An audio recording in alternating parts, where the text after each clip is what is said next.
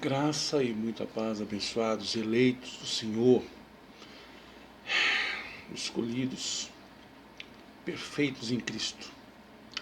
Bom, meu nome é Hélio Gonçalves, estou jornalista e psicanalista cristão, psicanalista paulino.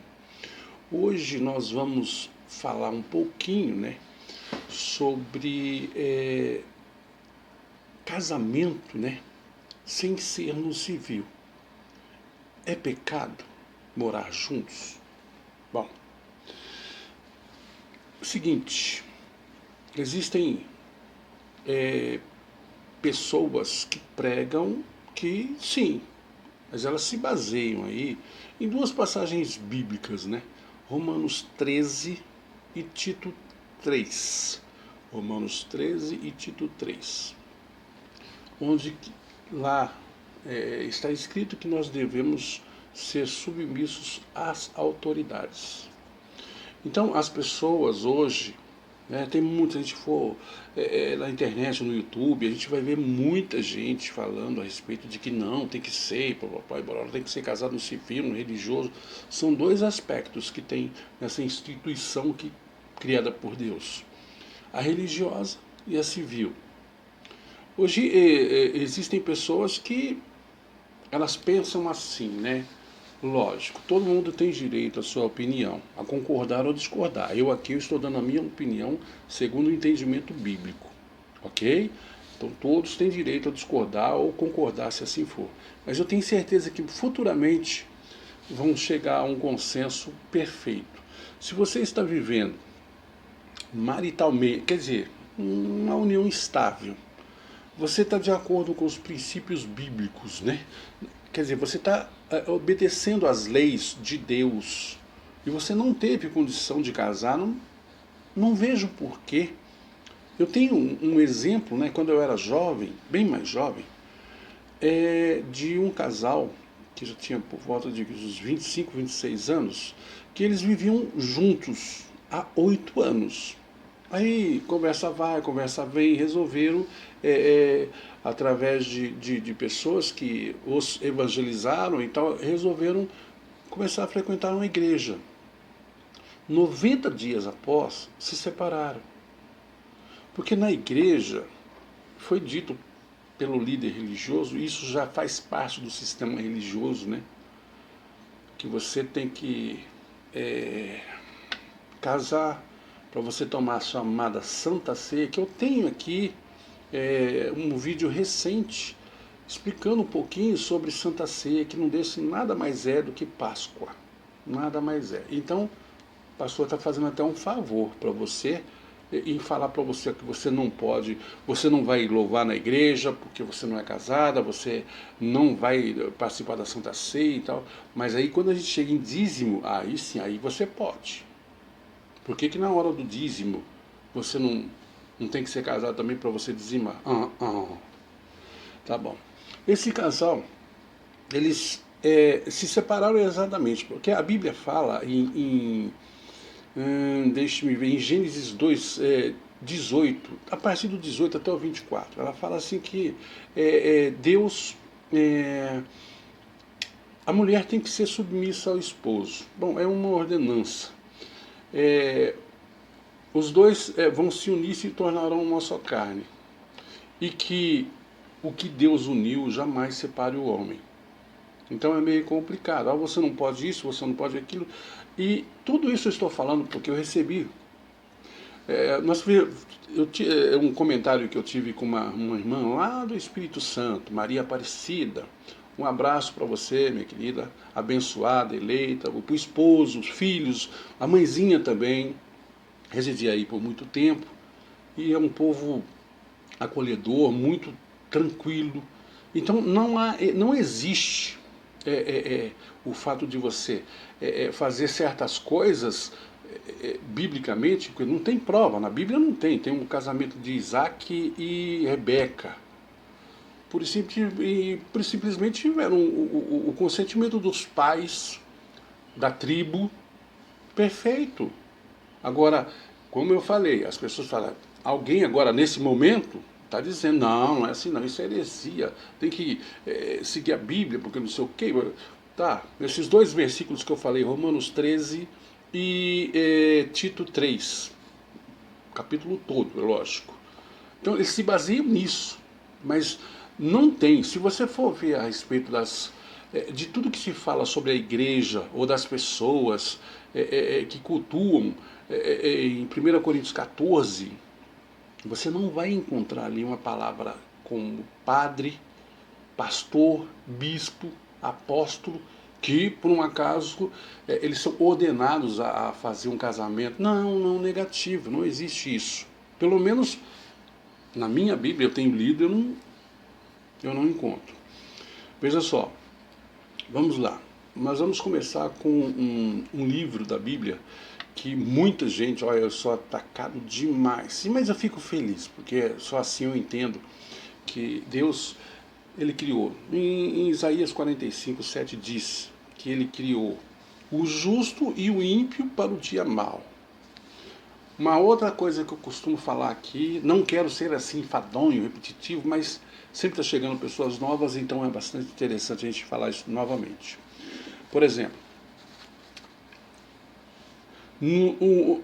quando houve aquela que Deus colocou Moisés como responsável para tirar o povo dele do Egito, para adorá-lo, então ele colocou no coração, falava para Moisés, vai lá e fala para Faraó liberar o meu povo para que me adore, assim, então, tudo bem. Então quando ele ia, na metade do caminho, Deus já visitava lá Faraó, endurecia o coração dele e ele não. Então tudo isso no meu entendimento, é obra de Deus. Romanos capítulo 11, está lá no verso 36, dizendo que tudo tem que ser para ele, por ele e nele. Então tem várias passagens na Bíblia que diz que ele criou essas coisas, o bem, o mal, entendeu? Então existem pessoas, por exemplo, que nem tem um abençoado, oro muito por ele e pela família dele. Se quiser também aprender um pouquinho mais sobre o Evangelho da Graça, entre nesse canal aqui, tá bom? Conversa em Graça, para aprender um pouquinho mais. Veja, Oséias capítulo 4, versículo 6. Diz o seguinte: o meu povo perece por falta de conhecimento. Se você colocar a palavra perecer aí no Dr. Google, você vai entender que perecer não é ir para o inferno, sofrer. Primeiro que inferno não existe. Sofrer e tudo mais e tal. Não. Perecer nada mais é do que morrer. O meu povo morre por falta de conhecimento. Tem um abençoado aí que todas as vezes, quando eu falo alguma coisa biblicamente, né? Se eu falo biblicamente, eu não sei como que eu sou herege, como que eu sou desigrejado, se a igreja sou eu. 1 Coríntios capítulo 3, versículos 16 e 17. Atos 17 e 28.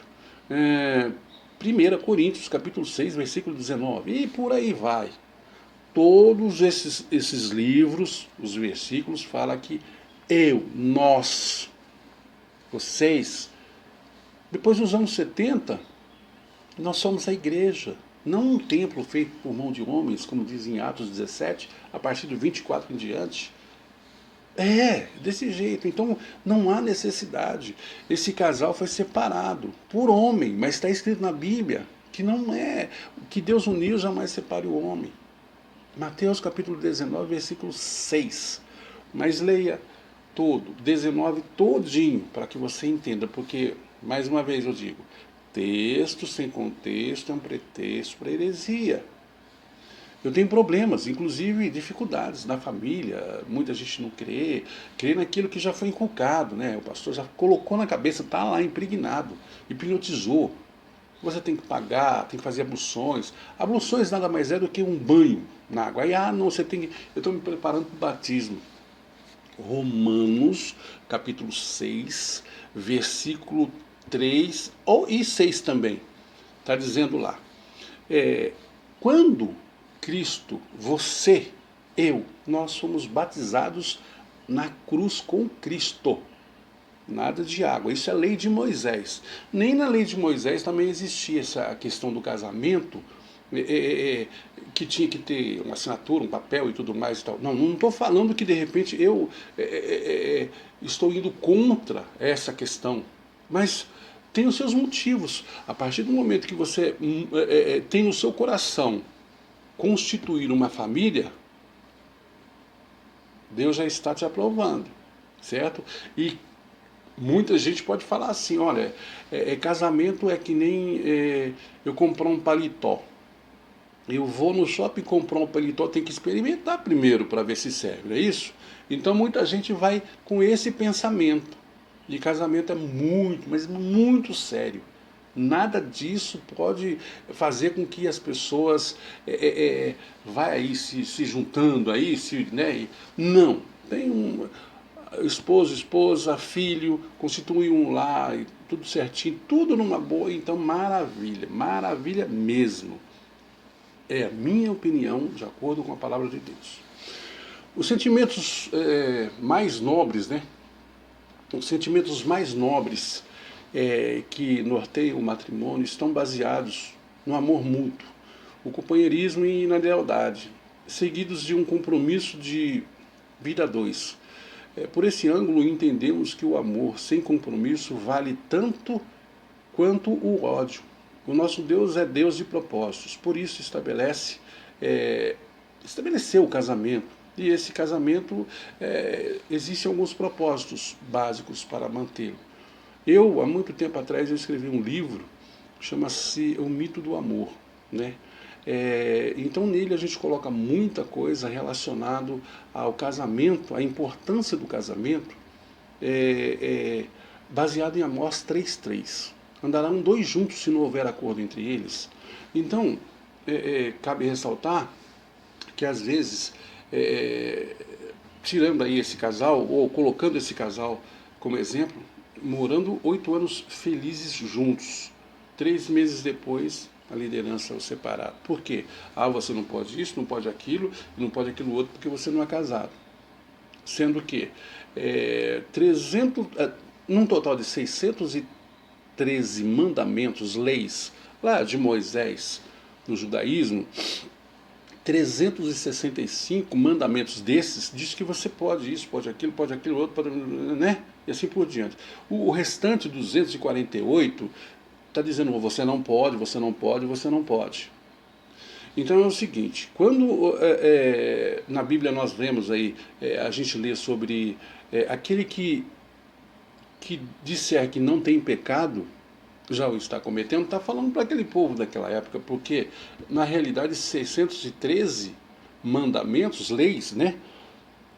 Era assim, se você cumprisse 612 e um não cumprisse, então você não fez nada, você não cumpriu nada. Aí você estava em pecado, certo? Sendo que para nós hoje, nós temos em Gálatas 5:19, dizendo que o pecado é obra da carne. Quantas vezes ouvimos falar, ou ler na Bíblia também, sobre a carne é fraca e o espírito está pronto. Paulo falando também a respeito, dizendo que tudo que é bom, lindo, maravilhoso, coisas que ele deve fazer, ele não faz. E o que ele não deve fazer, isso aí ele faz de montão.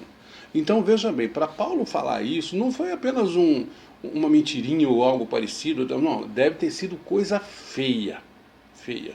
Mas vamos lá. Esse casal, 8 anos juntos, 3 meses depois se separam, depois que casou, aí ficou mais de quase 2 anos aí para se separar, por causa dos papéis, burocracia. Então, é complicado, sabe? Você não poder fazer tal coisa porque você não é casado. Onde que tem isso na Bíblia? Fala para mim. Isaac e Rebeca foi lá, se cumprimentaram com um beijinho, com autorização dos pais, entrou lá para a tenda e se embora. Foram finalmente, perdão. E aí? Agora muita gente vem falar sobre a questão de que nesses 2 versículos que eu vou repetir novamente, Romanos 13 e Tito 3, que a realidade é totalmente outra, né? A gente tem que obedecer. Então você chega na igreja, o que acontece? Quando você chega lá, tem que se fazer exatamente aquilo que o pastor diz. Tudo isso foi criado por homens. Você serve a homens ou a Deus? A pastores? Eu não sou pastor. Eu creio num pastor que está em mim, está em você, Jesus Cristo. Gálatas capítulo 3, versículo 24 e 25, está dizendo lá que nós não precisamos de aio, tutores. Precisamos apenas dele, do próprio Deus. Ah, então quer dizer que se você está na graça agora, você pode meter o pé na jaca que está tudo certo. Não está em nada certo, nada. Acontece o seguinte, hoje, algumas pessoas, elas, por medo, terror, elas vão à igreja, paredes, né? Essas sinagogas, com medo. Então ela tem medo de ir para o inferno, tem medo disso, porque os pastores fazem isso. Então, pagam para obter a salvação. E nós, na graça, a gente já prega a salvação que já foi dada e tal. Efésios capítulo 1, versículos 3, 4 e 5. Nós fazemos isso para que as pessoas, como esse abençoado que vem falar para mim, que coloca aí no Facebook, diz que não, você é o seguinte, a gente não pode ir contra a palavra de Deus. Em 10:25 de Hebreus, está dizendo lá que não devemos deixar de congregar. Mas esse congregar é diferente. Por isso que tem que... Acabamos de ler agora, o meu povo sofre, morre por falta de conhecimento. Não entende, vem falar abobrinha. Quer refutar a palavra de Deus? Abre um canal aí, como eu, um canalzinho simples. Fala aí, ó, escuta, mete bronca, fala que não. Mas ele não vai fazer isso. Não vai fazer porque não tem esse abençoado ou essa abençoada também não tem um... Ah, o meu pastor falou. O que falou, o meu pastor também falou para mim. Ele, não um homem. Um homem morre, se demorar 24 horas para enterrar, ele fede. Então eu não tenho nada contra, eu conheço muitos homens aí que são abençoadíssimos, mas eu conheço outros também, como um já veio falar para mim, falou, Hélio, você tem até, no que você fala aí, você tem até razão, sabe? A graça, para mim não tem graça, não sabe fazer nada. Abre aí um templo, aluga aí um galpão, coloca lá um bocado de gente lá dentro e fala, é o seguinte, se não dizimar, tá pego, vai queimar no inferno. Olha, falei também para essa irmãzinha, né, Maria Aparecida, lá do Espírito Santo, que esse inferno, né, desenhado aí por fogo, o fogo ardendo e as pessoas se queimando e não sei o que e tudo mais e tal, era aos arredores de Jerusalém. E sendo ao redor de Jerusalém, hoje é um ponto turístico, né? Lá eles jogavam mortos, né? Pessoas, animais, aí jogava enxofre e tudo mais ali, aí ficava desse jeito, né? Por isso que fala inferno, inferno. É uma linguagem, uma figura de linguagem. Uma figura de linguagem. Então, tem que se entender o que é que está escrito. Mas tem muita gente que tem dúvidas para o sistema religioso, dizendo que por um acaso nós estamos errados. Mas aí a gente não vai discutir, sabe por quê? Nós estamos em graça, crendo no evangelho genuíno. Então o que está lá? 2 Timóteo capítulo 2, versículo 24. Fala, escuta, vocês agora que estão aí, ensina as pessoas com amor e, sabe, não debata. Porque debater para quê? Poxa vida, hoje tem milhares e milhares de igrejas. Tem isso eu vejo em Apocalipse que tem lá 7 igrejas da Ásia só. Hoje não, hoje tem 70 mil. Batista, Assembleia, tem um monte. Todas elas estão no caminho certo. Mas não, reino dividido. Diz que não, né? Isso aí é do inimigo. Mas, quando 1 Timóteo capítulo 4 fala a respeito de demônios, né? Ela está falando de pessoas que por um acaso, tem que ler tudinho. Pessoas que a instituição criada por Deus, que é o casamento, o homem está totalmente... A inversão de valores é nítida. É nítida. Tem tanta gente que é super bem casado e tudo mais, no papel, beleza pura, mas vive querendo se matar, ou mata a esposa ou o marido. Não, não, não, não, isso não é nada para a gente pegar sabe, perder o nosso tempo. Eu não estou fazendo apologia para as pessoas se unirem aí de qualquer maneira. Não, não é isso não. É que tem muitos que falam que é pecado. Não, não tem nada de pecado. Não, não, não, não. Tá lá, tá vivendo até bem, sabe? É simples, mas se estão ali, tem família, tem filho, tá tudo certinho, vive os parâmetros, tudo aquilo que Deus está dizendo, só porque por um acaso ela não está casada no papel, ela não faz parte do antigo pacto que é a lei de Moisés, dos 613 mandamentos. Porque ela cumpre todos, mas ela não é casada no papel. Não tem por onde. É meio complicado entender isso. Mas as pessoas falam a respeito, deixa elas falarem, né? Porque tem que se ler. Ler e entender. Porque senão. Em Gênesis capítulo, a partir do capítulo 2, a partir do verso 23, diz assim: esta é, afinal, os ossos dos meus ossos e carne da minha carne. Aí no verso seguinte diz que, logicamente, que se tornaram uma só carne. O que a gente pode entender com esse uma só carne? Suponhamos que a gente pegue um papel preto, uma folha preta e outra branca. Passamos um pouco de cola no centro dela e unimos os dois papéis, as duas folhas, ok? Deixa se secar. Aí você tenta separá-las. Aí pode-se notar o quê? Que o branco ficou no preto e o preto ficou no branco. Então, uma só carne. Quando você se une à sua esposa, ao seu cônjuge, é assim que acontece. Então, e se você manter os parâmetros divinos, tudo direitinho, numa boa ali, tá perfeito, tá na vontade de Deus. Se você multiplicar, tá na vontade de Deus. Agora, não, você não pode isso, você vai para o inferno, você está em pecado, porque. Não, não, não, negativo. Negativo. É que nem eu estava falando aqui para essa irmã aí, o seguinte, a partir do momento, olha, quando a liderança falou que ela não podia louvar Deus, né? Sei, essas coisas todas porque não era casada, ela saiu. Hoje é uma pessoa feliz, linda, maravilhosa com o seu esposo, filhos, a mãezinha. Se você não tem uma igreja, ou seja, uma congregação onde o pessoal para se reunir, faça isso mesmo na sua casa. Só não você saiu da igreja, né, esse templo aí de paredes, você saiu dela, mas você não saiu de Cristo, porque Ele está em você. Não tem também esse negócio de, eu aceitei a Cristo. A Bíblia fala em João 15:16, não, ou até mesmo em Efésios, no capítulo 1, versículo 4, tem várias passagens, mas vamos lá. Você foi escolhido ou escolhida desde antes da fundação do mundo. E eu estava falando para essa irmã o seguinte, que antes da fundação do mundo, os pais dela, nem os nossos pais não se conheciam. Mas já estava certo, já estava escrito.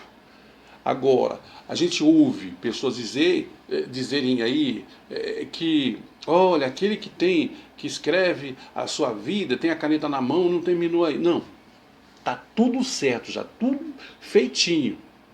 Pessoas que por um acaso têm que morrer com 20 anos, morre com 20 anos. Pode ter o dinheiro que for, morre com 20 anos. Tem outro que passa pela todas as pragas que já teve aí e vai morrer com 90, 100 anos, mas já está escrito.